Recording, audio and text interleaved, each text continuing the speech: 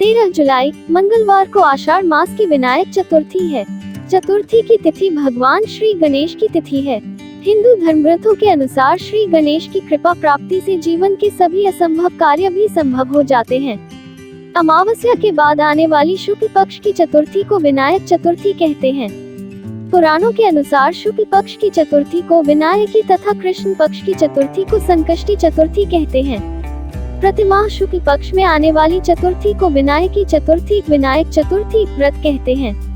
यह चतुर्थी भगवान श्री गणेश को समर्पित है। इस दिन श्री गणेश की पूजा दोपहर मध्याह्न में की जाती है। इस दिन श्री गणेश का पूजन अर्चन करना लाभदायी माना गया है।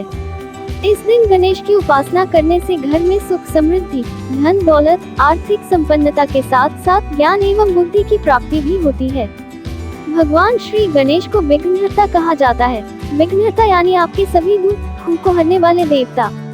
इसीलिए भगवान गणेश को प्रसन्न करने के लिए विनायकी चतुर्थी और संकष्टी गणेश चतुर्थी का व्रत किया जाता है। विनायक चतुर्थी में चंद्र दर्शन करने की मनाही होती है। धार्मिक मान्यताओं के अनुसार विनायक चतुर्थी को चंद्र दर्शन करने से जीवन में कलंक लगता है, इसलिए इस दिन चंद्रमा के दर्शन करने से बचें। आइए जानते हैं भगवान गणेश की पूजा विधि और शुभ मुहूर्त। इस बार विनायक चतुर्थी 13 जुलाई 2021 को मनाई जाएगी। बड़े शुभ मुहूर्त। आषाढ़ माह की शुक्ल पक्ष की चतुर्थी तिथि का प्रारंभ मंगलवार 13 जुलाई 2021 को सुबह 8:24 पर हो रहा है और चतुर्थी तिथि बुधवार 14 जुलाई को सुबह 8:02 तक रहेगी। अतः चतुर्थी पूजा के लिए दोपहर का शुभ मुहूर्त 13 जुलाई को ही प्राप्त हो रहा है, इसलिए विनायक चतुर्थी का व्रत 13 जुलाई को ही रखा जाएगा।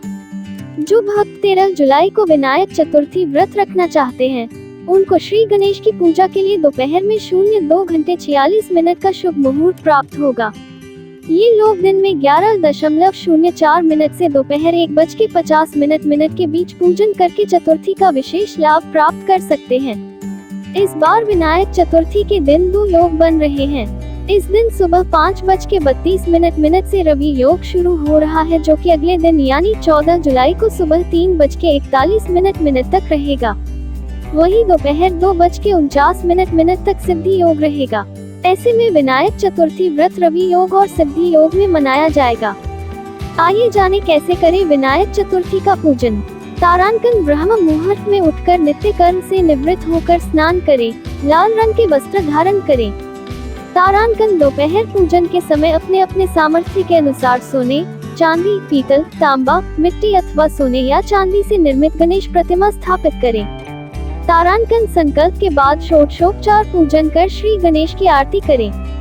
तारांकन तत्पश्चात श्री गणेश की मूर्ति पर सिंदूर चढ़ाएं। तारांकन अब गणेश का प्रिय मंत्र ओम गम गणपति नमः बोलते हुए 21 दूर्वा दल चढ़ाएं।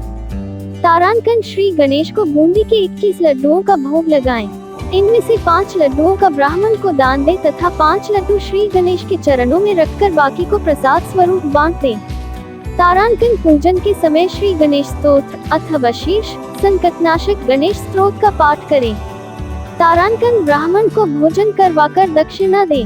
अपनी शक्ति हो तो उपवास करें अथवा शाम के समय खुद भोजन ग्रहण करें।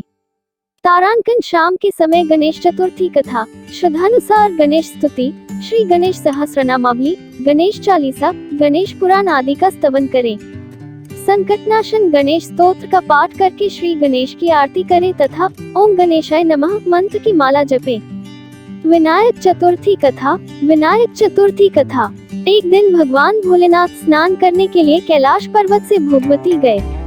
महादेव के प्रस्थान करने के बाद मां पार्वती ने स्नान प्रारंभ किया और घर में स्नान करते हुए अपने मैं से एक पुतला बनाकर और उस पुतले में जान डालकर उसको सजीव किया गया। पुतले में जान आने के बाद देवी पार्वती ने पुतले का नाम गणेश रखा। पार्वती जी ने बालक गणेश को स्नान करते जाते वक्त मुख्य द्वार पर पहरा देने के लिए कहा। माता पार्वती ने कहा कि जब तक मैं स्नान करके ना जाऊं, किसी को भी अंदर नहीं आने देना। भोगवती में स्नान कर जब भोलेनाथ अंदर आने लगे तो बाल स्वरूप गणेश ने उनको द्वार पर ही रोक दिया। भगवान शिव की लाख कोशिश के बाद भी गणेश ने उनको अंदर नहीं जाने दिया। गणेश द्वारा रोकने को उन्होंने अपना अपमान समझा और बालक गणेश का सिर धड़ से अलग कर वे घर के अंदर चले गए। शिवजी जब घर के अंदर गए तो वे बहुत क्रोधित अवस्था में थे। ऐसे में देवी पार्वती ने सोचा कि भोजन में देरी की वजह से वे नाराज हैं, इसलिए उन्होंने 2 थालियों में भोजन परोसकर उनसे भोजन करने का निवेदन किया। शिव ने लगाया था हाथी के बच्चे का सिर। 2 थालियां लगी देखकर शिवजी ने उनसे पूछा कि दूसरी थाली किसके लिए है। तब पार्वती जी ने जवाब दिया कि दूसरी थाली पुत्र गणेश के लिए है, जो द्वार पर पहरा दे रहा है। तब भगवान शिव ने देवी पार्वती से कहा कि उसका सिर मैंने क्रोधित होने की वजह से धड़ से अलग कर दिया है। इतना सुनकर पार्वती जी दुखी हो गईं और विलाप करने लगी। उन्होंने भोलेनाथ से पुत्र गणेश का सिर जोड़कर जीवित करने का आग्रह किया। तब महादेव ने एक हाथी के बच्चे का सिर धड़ से काटकर गणेश के धड़ से जोड़ दिया। अपने पुत्र को फिर से जीवित पाकर माता पार्वती अत्यंत प्रसन्न हुई।